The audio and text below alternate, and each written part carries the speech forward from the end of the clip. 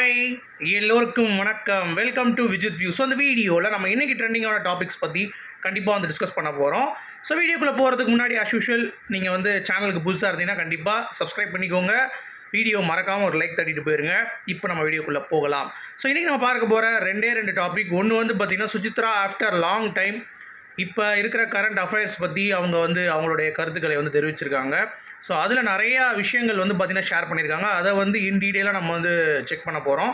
அது மட்டும் இல்லாமல் குக் வித் கோமாளியில் இன்றைக்கி ரொம்ப எமோஷ்னலான ஒரு எபிசோடு. பலதரப்பட்ட விஷயங்கள் வந்து நடந்துச்சு. ஆங்கரை வந்து வெளியேற்றுற அளவுக்கு ஒரு விஷயம் வந்து பார்த்திங்கன்னா ஹோல்டு பண்ணி வந்துட்டாங்க. மணிமேகலை வந்து வெளியே போ அப்படின்ற மாதிரி சொல்லி, இன்னொன்று என்னென்னா ஒரு யூனிக்காக பண்ணும் அப்படின்றதற்காக ஒரு செலிப்ரிட்டிஸ் கப்புள் அப்படின்ற மாதிரி நம்ம வந்து ஒரு பிக் பாஸில் ஒரு பிளான் வந்து பண்ணியிருக்காங்க அப்படின்ற மாதிரி சொல்லியிருந்தோம். அதே மாதிரியே குக் வித் கோமாளியில் ஃபேமிலி ரவுண்ட் அப்படின்றது தனியாக தான் இருக்கும். பட் இந்த வட்டம் புதுசாக ஒரு இம்ப்ளிமெண்டேஷன்ஸ் வந்து கொண்டு வந்திருக்காங்க. அது என்ன இன்றைக்கி எபிசோடில் அப்படிங்கிறதையும் வந்து நம்ம கண்டிப்பாக டிஸ்கஸ் பண்ண போகிறோம். ஓகேங்களா? ஸோ இப்போ நம்ம வீடியோக்குள்ளே கண்டிப்பாக போகலாம். ஸோ முதல் டாபிக் வந்து பார்த்திங்க அப்படின்னா நம்ம கண்டிப்பாக சொன்ன மாதிரியே சுசித்ரா அவர்கள் அவங்களுடைய கரண்ட்டான என்ன டீட்டெயில் அப்படிங்கிறதை பற்றி பேசியிருந்தாங்க. அதில் வந்து 3 பாகங்கள் வந்து ரிலீஸ் பண்ணியிருந்தாங்க. அதில் வந்து என்ன கார்த்திக்குமார் மூவிஸ்லாம் ரிவ்யூ பண்ணுறேன்னு நீங்கள் என்ன பண்ணல, பயந்துட்டிங்களா அவரை பார்த்து, என்ன வீடியோலாம் போட மாட்டிங்களா அப்படின்ற மாதிரி சொன்னோடனே ஆமாங்க நான் பயந்துட்டேங்க, என்னை விட்டுருங்க அப்படின்ற மாதிரி வந்து பார்த்திங்கன்னா ஓப்பனாகவே சொல்லிட்டாங்க. ஸோ இனிமேல் அவங்க வந்து இதை பேசுகிறாங்களா பேசலையா அப்படிங்கிறதை தாண்டி நான் ஏற்கனவே சொன்ன மாதிரி இது வந்து ஒரு ஹெவியான ஃபினான்ஷியலாக ரொம்ப ஸ்ட்ராங்காக இருக்கக்கூடிய ஒரு டீமுக்கு எதிராக சுசித்ரா என்னதான் உண்மை நேர்மை அப்படின்னு சொல்லி கொண்டு போனால் கூட அது வந்து அப்படியே டைல்யூட் ஆயிரும். அதனால் நீங்கள் பேசவே முடியாது. ஓகேங்களா? இப்போ அவங்க நிலைமை வந்து பார்த்தீங்க அப்படின்னா பாம்பேயில் போய் அவங்க வந்து சினிமா இண்டஸ்ட்ரியை தவிர அவங்களுடைய வாய்ஸ் எவ்வளோ ப்ளஸ் அப்படிங்கிறது தெரியும். காஃபி வித் சுச்சியில் வந்து எந்த அளவுக்கு ஒண்டர்ஃபுல்லாக அந்த ப்ரோக்ராமை ஹோஸ்ட் பண்ணி போனாங்க அப்படிங்கிறதும் தெரியும். அத்தனை ப்ளேபேக் சிங்கர் வந்து பண்ணியிருக்காங்க அப்படிங்கிறதும் எல்லாமே தெரிஞ்ச விஷயந்தான். பட் அப்படி இருந்தும் அவங்க வந்து பாம்பேயில் போய் தனியாக போய் ஒரு வேலைக்கு போய் கஷ்டப்பட்டு தேடுறது அப்படிங்கிறது நீங்கள் யோசிச்சு பாருங்கள். இந்த சுச்சி லீக்ஸ் அப்படின்றது வந்த பிறகு தான் போச்சு அப்படின்ற மாதிரி வந்து ஓப்பனாக வந்து சொல்லிட்டாங்க. ஸோ அவங்க என்னென்னலாம் பிரேக்கிங்கான ஃபேக்ட்ஸ் வந்து ஓப்பன் பண்ணியிருக்காங்க, இப்போதைக்கு கரண்ட் அஃபேர்ஸ்க்கு என்னென்னலாம் பேசியிருக்காங்க அப்படிங்கிறது தான். ஃபஸ்ட்டு கான்ட்ரவர்சியே இந்த Vijay Trisha matter. So Vijay Trisha matter உங்களுக்கு தெரியும் ஏற்கனவே, நான் வந்து சொல்ல வேண்டிய அவசியம் இல்லை. ஸோ த்ரிஷா எங்கே போனாலும் விஜயை கூட்டு போகிறது, விஜய் வந்து த்ரிஷா கூட சுற்றுறது, இந்த மாதிரி ஏகப்பட்ட விஷயங்கள் வந்து வந்துட்டு இருக்குது. சோஷியல் மீடியாவில் அது வந்து பயங்கர வைரலாக வந்து இருக்குது அப்படிங்கிறது தான். அதற்கு காரணம் வந்து விஜய் வந்து தனிமையில் இருக்கிறது தான். ஸோ தனியாக இருக்கிறதுனால இந்த மாதிரி பேராசைட்ஸ், அதாவது த்ரிஷா மாதிரி ஆட்கள் வந்து விஜயை சுற்று போட்டு அவங்க வந்து எடுத்துகிட்டு போயிடுறாங்க. ஸோ அவருக்கு கண்டிப்பாக அவருடைய அப்பாவுடைய ஒரு சப்போர்ட் வேணும், அம்மாவுடைய ஒரு குட் வில் வேணும், சப்போர்ட் வந்து ஒய்ஃபோட இது வேணும், பசங்க கூட வந்து அவர் ரீயூனைட் ஆகணும். சரியா? அப்படி இல்லாத பட்சத்தில் எவ்வளோ வந்து பார்த்தீங்கன்னா கொண்டாடுவாங்க. த்ரிஷா வந்து சொந்தம் கொண்டாடுறாங்க. இவங்க என்னமோ எம்ஜிஆர் ஜெயலலிதா மாதிரி வந்து பார்த்தீங்கன்னா இருக்காங்க அப்படின்ற மாதிரி. அம்மா இன்னும் விஜய் அவர்களே அரசியல் இப்போ தான் வந்து ஏதோ ஒரு விஷயம் பண்ணிகிட்ருக்கு. அதுக்குள்ளேயும் அவர் எம்ஜிஆர் த்ரிஷா வந்து ஜெயலலிதா அப்படின்ற மாதிரி சொல்லாதீங்க தயவு செஞ்சு. அதுவே வந்து ஏற்றுக்க முடியல. ஏன்னா அவங்க வந்து பார்த்தீங்கன்னா அந்த டைமில் எம்ஜிஆருங்கிறது பண்ணது சரியான புரட்சி. சரியா? விஜய் அவர்கள் அந்தளவுக்கு இருப்பாரா அப்படிங்கிறது தெரியல. அவர் என்ன இது எடுக்க போகிறாரு, என்ன ஸ்டாண்டு அப்படிங்கிறதெல்லாம் வந்து இது வரைக்கும் தெரியல.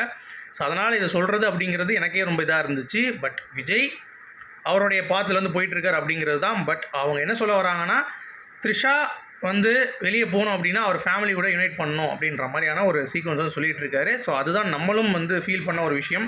அது மட்டும் இல்லை அந்த கலாச்சாரம் செட்டப் அப்படிங்கிறத அவங்க சொன்னது அதுவும் நான் ஏற்றுக்கிறேன். ஏன்னா என்னை பொறுத்த வரைக்கும் கலாச்சாரத்தில் செத்தவங்களுக்கு அந்த அமௌண்ட் அப்படிங்கிறது அனிதா சம்பத் சொன்ன மாதிரி தான்.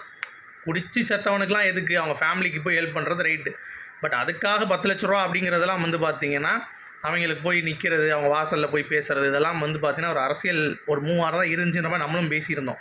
ஏன்னா படத்துலலாம் வந்து பார்த்திங்கன்னா குவார்டர் அடி அண்ணன் ரெடி கொண்டாடி கொளுத்தணும் பாட்டெலாம் பாடுவாங்க. ஆனால் ஸ்ட்ரைட்டாக போய் கலாச்சாரத்துக்கு நான் வந்து தட்டி கேட்குறேன், நான் வந்து ஈர வெங்காயம் கொடுக்குறேன் அப்படின்ற மாதிரி அரசியல் நான் வந்து வந்துடுவானுங்க. ஏங்க இவ்வளோ நாள் என்ன பிடிங்கிட்டு இருந்தானுங்க அப்படின்ற மாதிரி நம்மளே வந்து கேட்கணும். ஸோ அந்த மாதிரி தான் வந்து பண்ணுறாங்க.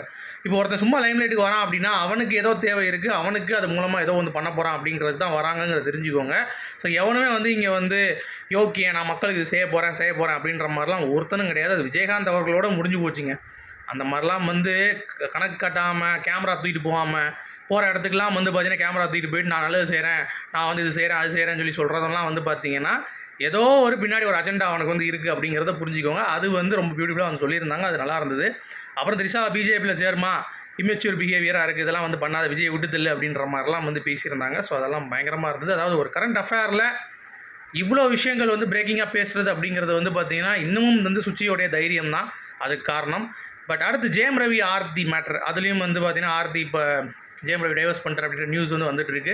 ஸோ ஆர்த்தி மனைவி ரொம்ப எக்ஸ்பென்சிவாக வந்து எல்லா பொருட்களையும் வந்து கேட்பாங்க, பயங்கரமாக ஆசைப்படுவாங்க, அவங்க வந்து நிறைய விஷயங்கள் வந்து புதுசாக வந்து எக்ஸ்ப்ளோர் பண்ணுவாங்க அப்படின்னு சொன்னதுனால அதனால் டைவர்ஸ் பண்ணிட்டாரு. அது என்ன பெரிய விஷயம், அதெல்லாம் க்ரைம் கிடையாதுங்க. இப்போது டைவர்ஸுங்கிறது எதுக்கு நீங்கள் வந்து ஒரு க்ரைமாக பார்க்குறீங்க? அது சாதாரண ஒரு விஷயம். ஒருத்தவங்க வந்து கேவலமாக ஒருத்தன் பண்ணுறான் அப்படின்னா அதற்கு வந்து நம்ம வந்து ஒரு வெளியே வருவதற்கான ஒரு நல்ல ஒரு வழி தான் டைவர்ஸு.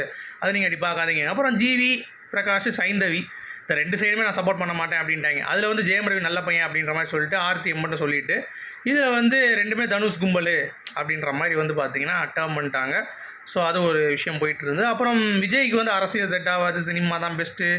அப்புறம் வந்து அவங்க சினிமாக்குள்ளே இனிமேல் வரவே முடியாது, சினிமா என்னை விட்டுருச்சு சரியா, சுச்சி லீக்ஸ் அப்படின்னு சொல்லிட்டு ஒரு விஷயம் வந்து வந்ததுனால எனக்கு வாழ்க்கையே போச்சு அப்படின்ற மாதிரி வந்து சொல்கிறாங்க. அப்புறம் லெஸ்பியன் உங்களை வந்து சொன்னால் நீங்கள் வந்து எப்படி விட்ருவீங்களா அப்படின்ற மாதிரி வந்து நம்ம கேள்வி கேட்கப்படுது. உடனே அவங்க வந்து பார்த்தீங்கன்னா லெஸ்பியன்னு சொன்னால் விட்டுருவேன், விட மாட்டேன் அப்படிங்கிறது 2வது விஷயம். பட் இருந்தாலும் என்ன இந்த சுச்சி லீக்ஸ்ன்னு சொல்லிட்டு பொய்யா சித்தரித்து தான் வந்து கார்த்திக் குமார் வந்து இவ்வளோ தூரம் வந்து என்னை வாழ்க்கையை சீரழிச்சது. ஸோ அப்படி இருக்கும் பொழுது இதெல்லாம் என்ன பெரிய பிரச்சனை, அதெல்லாம் சொல்லிட்டு போட்டோம் அப்படின்ற மாதிரி ஓப்பனாக வந்து பார்த்திங்கன்னா பீச்சிட்டாங்க. அதெல்லாம் வந்து பயங்கரமாக இருந்தது. அப்புறம் ஏன் 7 வருஷம் அப்புறம் சுச்சி லீக்ஸ் திருப்பி எடுக்கிறீங்கன்னு சொன்னோடனே பீஸ் ஆஃப் மைண்டு தான். எனக்கு வந்து கொஞ்சம் பேசினா ஆறுதலாக இருக்குன்னு தோணுச்சு, அதுக்காக தான் பேசினே தவிர மற்றபடி யாரையும் இது பண்ணணும் அப்படின்றதெல்லாம் கிடையாதுன்ட்டாங்க. ஏன்னா அவங்க கேட்டாங்க என்ன அஜெண்டா இருந்தால் பின்னாடி அப்படின்ட்டு. ஒரு த்ரிஷா அவங்களுக்கு பதிலடி சொல்லியிருக்காங்க என்ன அப்படின்னு சொன்னோடனே அவங்க ஒரு இலுமினாட்டிங்க, அவங்க 3 ஃபிங்கரை காப்பிச்சிட்டு எனக்கு கிடையாது. ப்ளஸ் நான் வந்து த்ரிஷா வந்து நான் லோ லைஃப் லூஸராகவே இருந்துட்டு போகிறேன், அவங்க பெருசு அப்படியே தம்மு சிம்பிள்லாம் போட்டு த்ரிஷாவை வந்து ஓட்டி விட்டாங்க.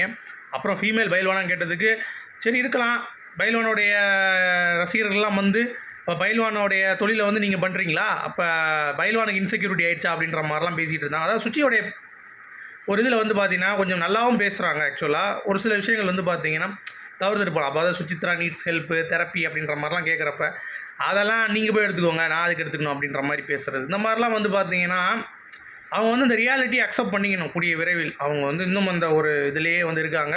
ஸோ அந்த ரியாலிட்டி அக்செப்ட் பண்ணிக்கணும் அப்படிங்கிறது தான் நம்மளுடைய பாயிண்ட்டாக இருக்குது இந்த மாதிரி இடத்துல. பட் நிறையா சப்போர்ட் சுச்சிக்கு வந்து இருக்கிறது ரொம்ப ஆச்சரியமாக இருக்குது அப்படிங்கிறது தான். ஓகேங்களா. அடுத்து கஸ்தூரி அவங்க அம்மா அப்பா வந்து சூசைட் பண்ணிட்டாங்கன்னு சொல்லி சொன்னாங்கல்ல ஒரு கமெண்ட்டு, அதுக்கு போட்டு கிழிச்சு தள்ளிட்டாங்க. உனக்கு நல்ல சாய் வராது, காக்கா ஓடி போயிருச்சு பூ அப்படின்ற மாதிரிலாம் வந்து சொல்லி விட்டாங்க. அதெல்லாம் பயங்கரமாக இருந்தது. சாக மொத்தம் சுசித்ரா ஒரு டெரர் காட்டிட்டாங்க அப்படிங்கிறது தான். அடுத்து குக் வித் கோமாளிக்கு வருவோம். சரி அந்த கேஸ் என்னாச்சு அப்படின்ற மாதிரி நம்ம கேட்டதுக்கு வந்து பார்த்திங்கன்னா அது இன்னும் வந்து ப்ராசஸ் பண்ண முடியாது, இவங்க வந்து அதை ப்ராசஸும் பண்ணலையாம். ஸோ அப்படியே இது முடிஞ்சு போச்சு அப்படிங்கிற மாதிரி சொல்கிறாங்க. ஸோ அவ்வளோதான், உண்மை மறைக்கப்பட்டது அப்படிங்கிறது தான். இனிமேல் அதெல்லாம் வந்து வராது அப்படிங்கிறது தான். அடுத்து குக் வித் கோமாளி சூப்பரான எபிசோடுங்க. இன்றைக்கி ரொம்ப பியூட்டிஃபுல்லாக இருந்தது. ஆக்சுவலாக தங்கதுரையோடைய அந்த காமெடி இரிட்டேட் ஆனாலும் சில விஷயங்கள் வந்து பார்த்தீங்கன்னா நமக்கு இரிட்டேட் ஆகிறத விட அவன் பேசுகிறப்ப அவன் எப்படி இரிட்டேட் ஆவான் அப்படின்ற மாதிரி. அப்புறம் மாதம்பட்டி வந்து வெளியே போன மாதிரி சொல்லிவிட்டு அவர் இல்லாதப்ப நீங்கள் அவரை பற்றி என்ன நினைக்கிறீங்கன்னு கேட்டு அவர்கிட்ட மணிமேகலை வந்து போட்டு விட்டு அவர் வந்து இதுக்கெல்லாம் காரணம் மணிமேகலை தான், நீ ஒழுங்காக வெளியே போயிருன்னு சொல்லிட்டு குக் வித் கோமாளிலேருந்து வெளியேற்றிட்டாங்க. கொஞ்ச நாள் வரவே இல்லை, செட்டு போகும். அங்கே போய் உட்காந்து அழுதுகிட்டு சீனை போட்டுட்டு மணிமேகலை ஒரு பக்கம் பண்ணிட்டு இருந்தாங்க. அப்புறம் பிரியங்கா வீடியோ கணேசை கொஞ்சம் இழுக்கிறதுக்கு கொஞ்சம் ட்ரை பண்ணால் வீடியோ கணேசை போமா நீ என்னை வச்சு கண்டென்ட் பண்ணுவேன், நான் வரமாட்டேன் அப்படின்ற மாதிரி அவர் வந்து பார்த்தீங்கன்னா ஓரமாக ஓட்டார் அப்படிங்கிறது தான். அப்புறம் ராமர் பிரியங்காவுடைய காதல் அப்படிங்கிறது ஒரு கருமம் அப்படின்ற மாதிரி ஒரு சைடு வந்து போயிட்டு இருந்துச்சு அப்படிங்கிறது தான். இன்னொரு சைடு குரசி அவருடைய இதை வந்து பண்ணிகிட்டு இருந்தார். ரோபோ சங்கர் அவருடைய ப்ரெசன்ஸை வந்து காட்டிகிட்டு இருந்தார் அப்படிங்கிறது பார்க்க முடிஞ்சிச்சு. ஸோ அவங்கெல்லாம் வந்து அவங்களுக்கான போர்ஷன்ஸ்.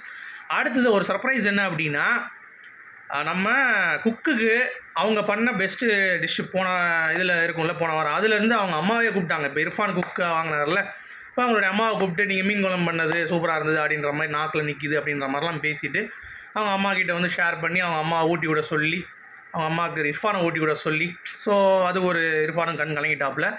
இது நடந்துட்டு சுனிதா திடீர்னு அழுகுறாங்க. என்னம்மா அப்படின்ற மாதிரி பார்த்தோம் அப்படின்னா சுனிதா வந்து நான் எனக்கு இப்போ இவங்க போயிட்டாங்கன்னா அவங்க அம்மாலாம் இருக்காங்க, எனக்கு யாருமே இல்லை அப்படின்ற மாதிரி அது ஃபீலிங் இருக்க தான் செய்யும். ஏன்னா அம்மா அப்பா இல்லை அப்படின்னா கண்டிப்பாக அந்த ஒரு ஃபீலிங் இருக்கும். சுனிதாவுடைய அந்த இதுதான் பார்க்க முடிஞ்சிச்சு. ஸோ ரொம்ப கஷ்டப்பட்டு இருந்தாங்க அப்படிங்கிறது தான். அடுத்து சுஜிதாவுக்கு ஒரு சர்ப்ரைஸ், அவங்க ஹஸ்பண்டும் அவங்க பையனும் வந்து செஞ்சுட்டான். அந்த பையன் ஜட்ஜாக மாறி அவன் பண்ணுற வேலையெல்லாம் வந்து பார்த்தீங்கன்னா வேறு மாதிரி இருந்துச்சு அப்படிங்கிறது தான். அப்புறம் செஃப் ஆஃப் த வீக் யாரா அப்படின்ற மாதிரி கடைசி வந்து வெயிட் பண்ணிட்டு இருக்கும்போது தபால்னு வந்து எல்லாருமே செஃப் ஆஃப் த வீக் அப்படின்ற மாதிரி சொல்லி எல்லாத்துக்கும் கிஃப்ட் வவுச்சர் கொடுத்து சும்மா கலகலன்னு வந்து கொண்டு போயிட்டாங்க குக் வித் கோமாளியில்.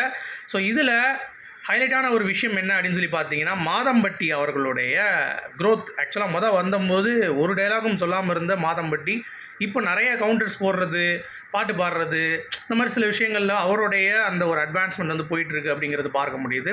ஸோ இதெல்லாம் வந்து ஒரு நல்ல ஒரு முன்னேற்றத்துக்கு ஒரு அடையாளம் அப்படிங்கிறத சொல்லிட்டு இந்த வீடியோ நான் முடிக்கிறேன். அவங்களுடைய கருத்துக்கள் சொல்லுங்கள். மீண்டும் நான் இன்னொரு சந்திமா வரைக்கும் குட் பை.